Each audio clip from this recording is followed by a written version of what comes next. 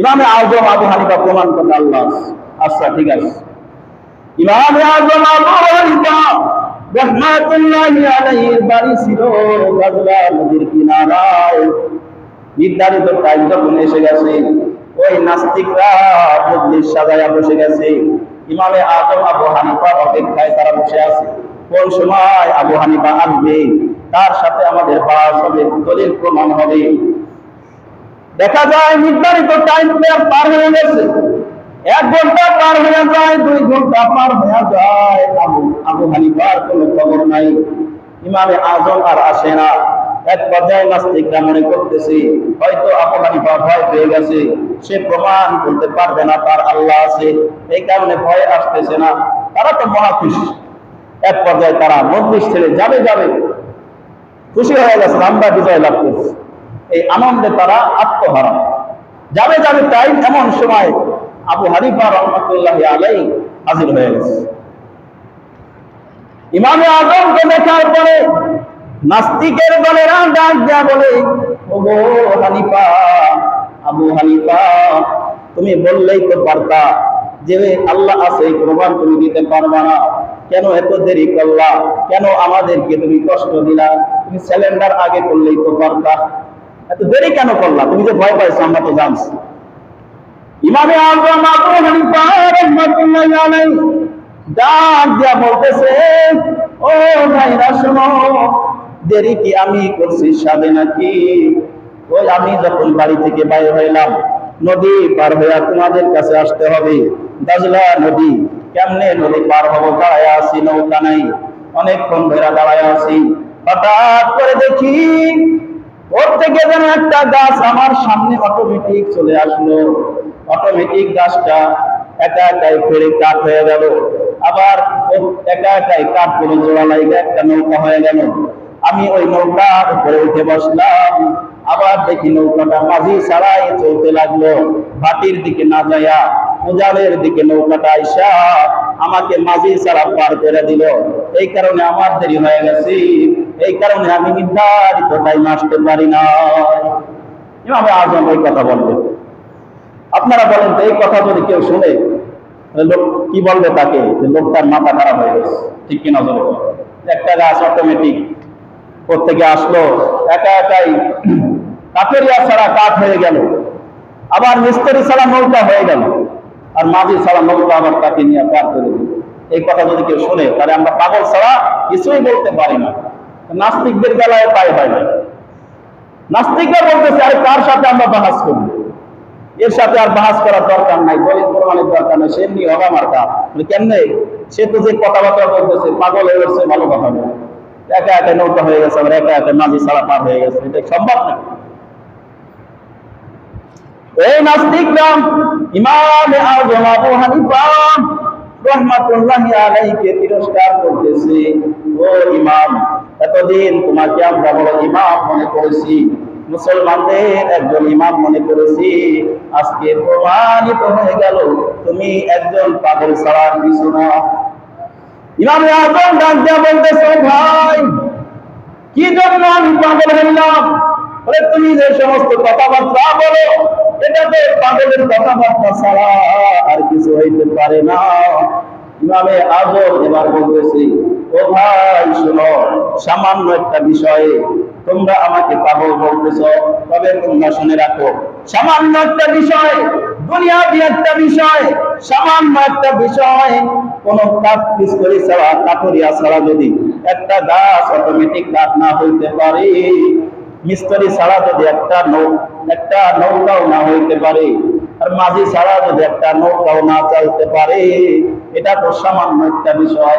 হে নাস্তিকের বাচ্চারা, তোমরা শুনে রাখো, সামান্য বিষয় যদি কোনো মিস্ত্রি ছাড়া না হইতে পারে, কাঠুরিয়া ছাড়া না হইতে পারে, মাঝি ছাড়া যদি নৌকা না চলতে পারে, তাহলে তোমরা কোন ধারণায় বসে আছো?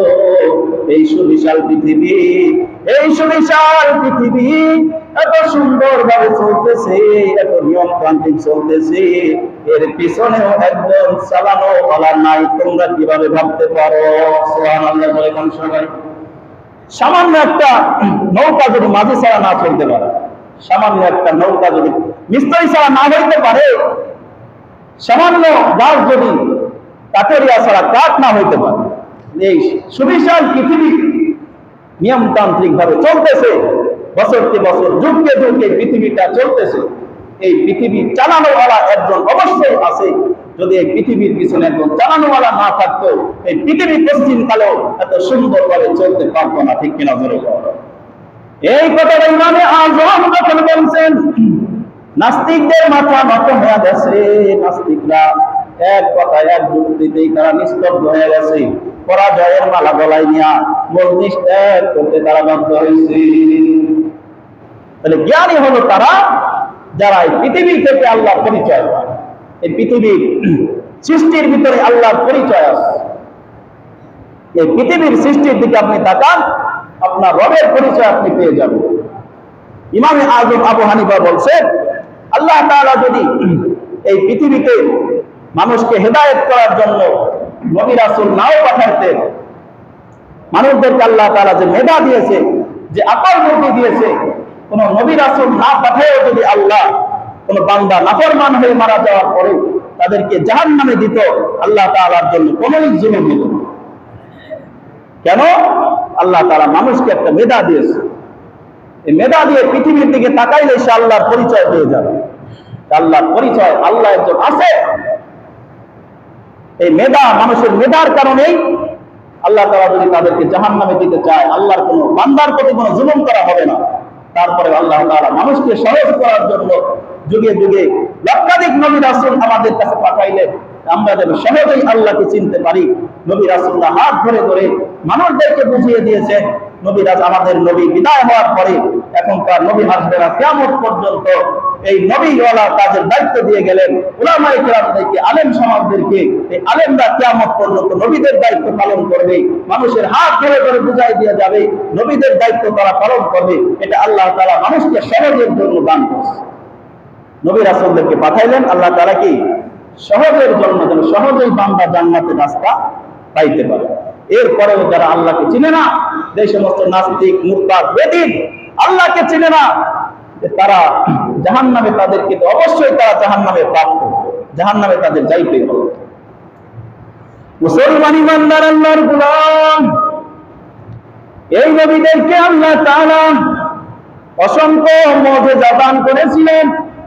নবীরা মানুষদেরকে বুঝাইছেন, হাত ধরে বুঝাইছেন, কালেমার দাওয়াত দিয়েছেন মানুষদেরকে। মানুষ যেন আরো প্রভাবিত হয়, এই কারণে আল্লাহ তাআলা নবীদের মাধ্যমে কিছু অলৌকিক ঘটনা ঘটাইছেন। এগুলোকে বলা হয় মুজিজাতুল আম্বিয়া। নবীদেরকে আল্লাহ তাআলা মুজিজা দান করছিলেন। আল্লাহ তাআলা কাফেরদের সামনে অনেক সময় নবীরা যখন আল্লাহর কাছে চাইতেন, আশ্চর্যজনক বিষয় কাফেরদের সামনে ঘটায় দিত। এগুলোকে বলা হয় মুজিজা। আর অনেক আল্লাহর ওলি আছে, তাদের দোয়ার বরকতে আল্লাহ তাআলা অনেক আশ্চর্যজনক ঘটনা ঘটায়া পৃথিবীবাসীকে দেখাইয়া দিয়েছেন। এগুলোকে বলা হয় কারামাতুল আউলিয়া হাক্কুল। আউলিয়ায়ে কেরামের কারামত, নবীদের থেকে যে অলৌকিক ঘটনা প্রকাশ পেয়েছে, এগুলোকে বলা হয় মুজিজা। আর ওলিদের পক্ষ থেকে যেগুলো অলৌকিক ঘটনা প্রকাশ পেয়েছে, এগুলোকে বলা হয় কারামাত। আর জাদুকর, ভেলকিবাজি, এগুলো যারা করে, এগুলো আল্লাহর পক্ষ থেকে হয় না। জাদু এটা হয় শয়তানের পক্ষ থেকে। শয়তানকে খুশি কইরা মানুষকে ভেলকিবাজি দেওয়া হয়। কিন্তু এই কারামাত এবং মুজিজা এটা আল্লাহর পক্ষ থেকে। আল্লাহর ওলিরা দোয়া করে, নবীরা দোয়া করে, আল্লাহ এটা ঘটায় দেখে। মুসলমান ইমানদার আল্লাহর গোলাম, এমন অনেক অলৌকিক ঘটনা আল্লাহ নবীদেরকে দিয়েছিলেন। আমার আপনার নবীর আগে একজন নবী ছিল, ঈসা পয়গম্বর। এই ঈসা আলাইহিস সালামকে আল্লাহ অনেক অলৌকিক ঘটনা দান করেছিলেন, অনেক মুজিজা দান করেছিলেন। কি ঘটনা, কি মুজিজা দান করেছিলেন? আল্লাহর পয়গম্বর ঈসা একজন জন্মগত অন্ধের চোখে যদি হাত বুলায় দিত, সাথে সাথে অন্ধর দৃষ্টি শক্তি ফিরে আসতো। সুবহানাল্লাহ। এরকম ক্ষমতা আল্লাহ তাআলা ঈসা নবীর মাধ্যমে ঘটায় দেখাইছে। শুধু তাই নয়, কবরের পাশে যখন যাইতো, মারা গেছে এই কবরের পাশে যদি যায় ঈসা পয়গম্বর বলতো তুমি বিইذنিল্লাহ আল্লাহর হুকুমে দাঁড়ায়া যাও, ওই কবর ছেদ করে মুর্দা দাঁড়ায়া ঈসা নবীর সাথে কথা বলতো। সুবহানাল্লাহ। এমন মুজিজা ঈসা নবীকে দিয়েছে। একবার ঈসা নবীর বংশধর ঈসা আলাইহিস সালামকে বলল, হে ঈসা, তুমি তো শুধু সদ্য মারা গেছে এমন লাশদেরকে জীবিত করে দেখাও, যে তুমি আমাদের কেমন একটা লাশ জীবিত করে দেখাও যে হাজার হাজার বছর আগে মারা গেছে। ঈসা পয়গম্বর বলেন, চলো যাই। তারা ঈসা নবীকে নিয়ে গেলেন এমন এক কবরের কাছে, যে কবরের লাশ হাজার হাজার বছর ধরে শুয়ে আছে। বলে, এই কবরটার মুর্দাটা একটু জিন্দা করে দেখাও। ঈসা আলাইহিস সালাম ওই কবরের পাশে যাইয়া বলছে, কুম বিইذنিল্লাহ আল্লাহর হুকুমে দাঁড়ায়া যাও। সাথে সাথে ওই কবর বের করে লাশটা জিন্দা হয়ে ঈসা পয়গম্বরের সাথে কথা বলতে শুরু করেছে। সুবহানাল্লাহ। ঈসা আলাইহিস সালাম বললেন, মা আনতা মাসমুকা, হে মুর্দার তুমি কে, তোমার নাম কি, তোমার পরিচয়টা আমি ঈসা নবীর কাছে দাও। ওই লাশটা মুর্দাটা ঈসা নবীর সাথে কথা বলে, আনা সাম ইবনে নূহ, আমি হলাম নূহ পয়গম্বরের সন্তান সাম। সুবহানাল্লাহ। আমি নূহ পয়গম্বরের সন্তান সাম। নূহ পয়গম্বরের 3 সন্তান ছিল, হাম, সাম এবং ইয়াফিস। এই এক সন্তান হলো হাম, সাম। এই সামের কবর ছিল, এটা মারা গেছে হাজার হাজার বছর আগে। ঈসা পয়গম্বর লক্ষ্য করলেন যে সাম তার মাথার চুল পেকে গেছে।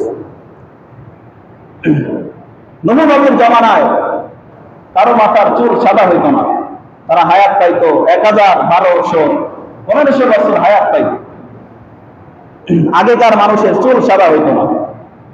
100-200 বছরে মারা গেলে মা বাবাই বলতো, আরে কুকাটা মারা গেছে। 300 বছরের কোন লোক যদি মারা যাইতো, তদানীন্তন সময়ে মা বাবারা বিলাপ করতো, আমার কুকাটা মারা গেছে। বয়স কত? 300 বছর। ওই সময় তারা কি ছিল? কচি শিশু ছিল, কারণ হায়াত পাইতো 1500-1000 বছর। ঈসা পয়গম্বর ডাক দিয়া বলে, ও সাম, আমি তো শুনছি তোমাদের জামানায় কারো মাথার চুল পাকতো না, তোমার মাথার চুল থেকে সাদা হয়ে গেছে।